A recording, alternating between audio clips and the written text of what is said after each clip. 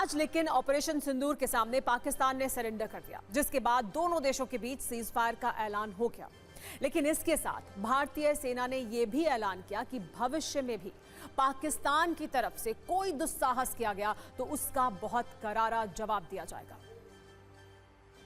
The Indian Army, the Indian Navy and the Indian Air Force. We remain fully prepared and ever vigilant and committed to defending the sovereignty and integrity of the motherland.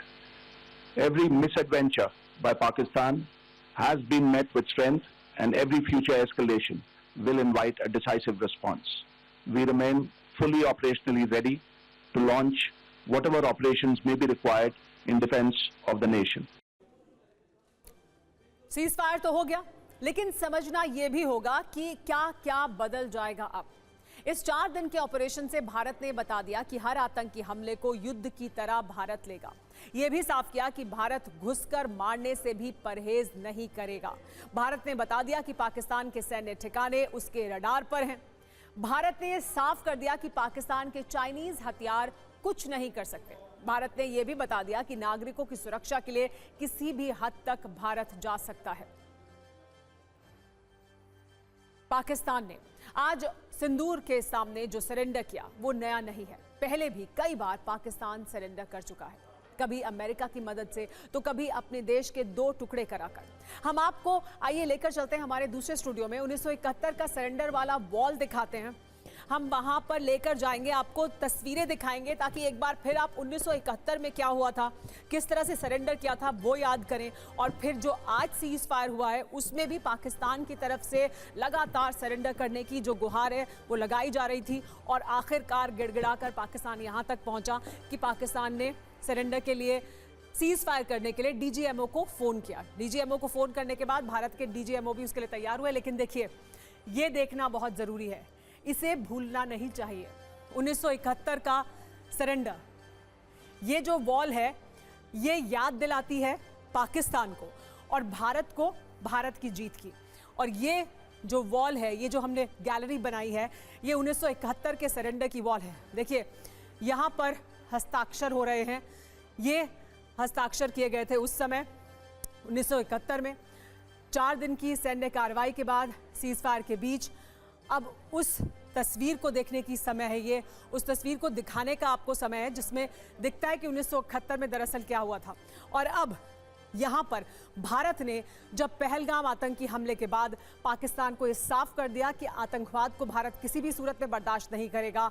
आतंकवाद मतलब भारत के खिलाफ युद्ध, ये साफ कर दिया है भारत ने।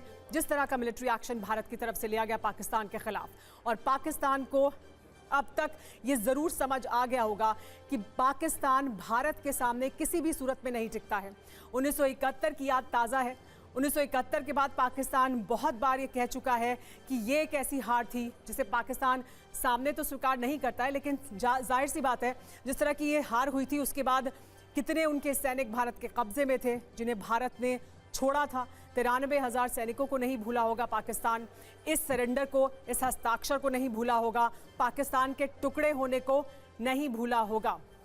एम्बेसडर सचदेव, लेकिन हम 1971 की ये जो वॉल है, मेमोरी वॉल, ये जो गैलरी है, ये दिखा रहे हैं। इसके बैकड्रॉप में हम आज की बात भी कर रहे हैं जब सीज फायर हुआ है। सीज फायर होना अच्छी बात है, कोई नहीं चाहता कि युद्ध हो, भारत तो बिल्कुल नहीं चाहता। और भारत ने पहले दिन से ये साफ भी किया कि हम एस्केलेटरी कोई भी काम नहीं करेंगे, लेकिन मेजर्ड जवाब जरूर देंगे। आप हमला करेंगे, हम उसी भाषा में आपको जवाब देंगे। और ये बिल्कुल साफ कर दिया है भारत ने। जी, इस बारे में ये कुछ और तथ्य मैं सामने रखना चाहूँगा जो कि पाकिस्तान और भारत के बीच में बढ़ती विषमताओं को दिखाते हैं। 1971 के युद्ध के दौरान पाकिस्तान का पर कैपिटा जीडीपी भारत के पर कैपिटा जीडीपी से 1.5 गुना था, लेकिन पिछले साल भारत का पर कैपिटा जीडीपी पाकिस्तान के पर कैपिटा जीडीपी के 1.7 टाइम्स था। तो एक रेशियो उल्टा हो चुका है। भारत के पास जो विदेशी मुद्रा का भंडार है वो पाकिस्तान के भंडार से 35 गुना ज़्यादा बड़ा है। इसी तरह के कई और तथ्य दिए जा सकते हैं जो कि आर्थिक और बाकी तरीकों में से पाकिस्तान की विषमता को दिखाते हैं। सर, लेकिन अब पाकिस्तान के भीतर आपको क्या लगता है, क्या कुछ होगा, क्या पॉसिबिलिटीज हैं? उस बारे में मैं ये कहना चाहूँगा, जैसा मैंने कि 1999 के प्रकरण का जिक्र किया, उसमें पाकिस्तान की हार हुई, कारगिल में उनको भारत की शर्तों पर समझौता करना पड़ा। उसके बाद जो हुआ वो सर्वज्ञातव्य है, वो हिस्ट्री है, जिसमें कि नवाज शरीफ जो कि आजकल के प्रधानमंत्री के बड़े भाई हैं, उन्होंने परवेज़ मुशर्रफ जो सेनाध्यक्ष थे उनको निकालने की कोशिश की, लेकिन हुआ उल्टा। परवेज़ मुशर्रफ ने नवाज शरीफ का ही तख्ता पलट दिया, क्योंकि वो उनको दोष दे रहे थे कि उन्होंने ऐसा सीज फायर का समझौता क्यों कराया। तो ऐसा और कुछ 10 साल आपको लगता है कि दोबारा हो सकता है इस तरह के हालात?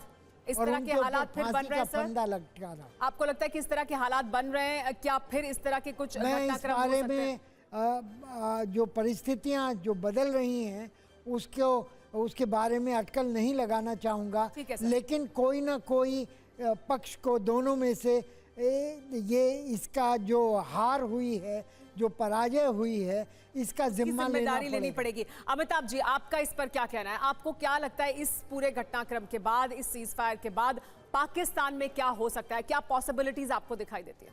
देखिए, पाकिस्तान इस समय डिवाइडेड सोसाइटी है और रिजेंटमेंट इस समय आप देखेंगे कि जिस तरह से भारत ने रिस्पांस दिया और गिड़गिड़ा रहा था एक तरह से पाकिस्तान, उसके सामने कोई विकल्प नहीं था सिवाय कि वो हमारे पास आए।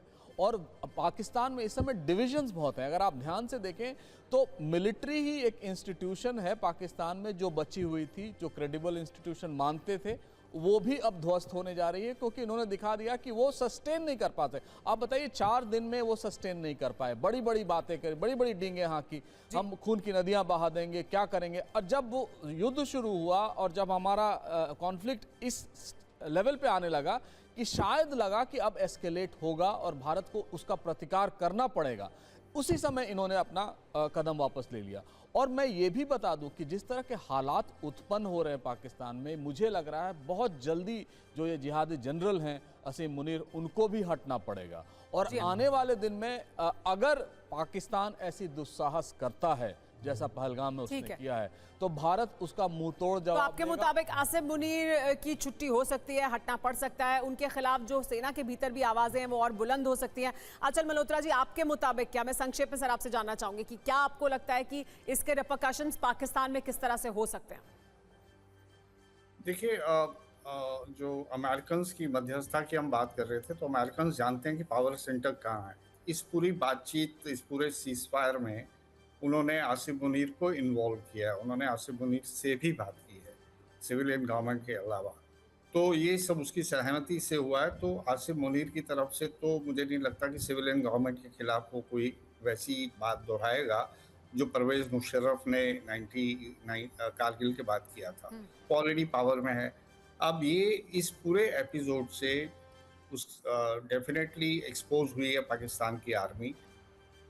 हमें ये देखिए मान के चलना है, हमें ये एक जो पॉपुलर सेंटिमेंट है ना पाकिस्तान में, जो आम आदमी जी, वो इस चीज़ को समझता है कि पाकिस्तान की आर्मी जो है उसे कोई मोहब्बत नहीं है पाकिस्तान की आर्मी से। हर कोई ये जानता है कि पाकिस्तान के आर्मी जनरल्स जो हैं, they are getting best of everything. उनके बच्चे बाहर पढ़ रहे हैं, उनके इंग्लैंड में घर हैं, और जो दुनिया भर का बिजनेस है वो पाकिस्तान की आर्मी चला रही है। मुझे रोकना पड़ेगा आपको, आप संक्षेप में अपनी बात पूरी कर दें sir, just a few seconds please, quickly bind it up, बात पूरी करें।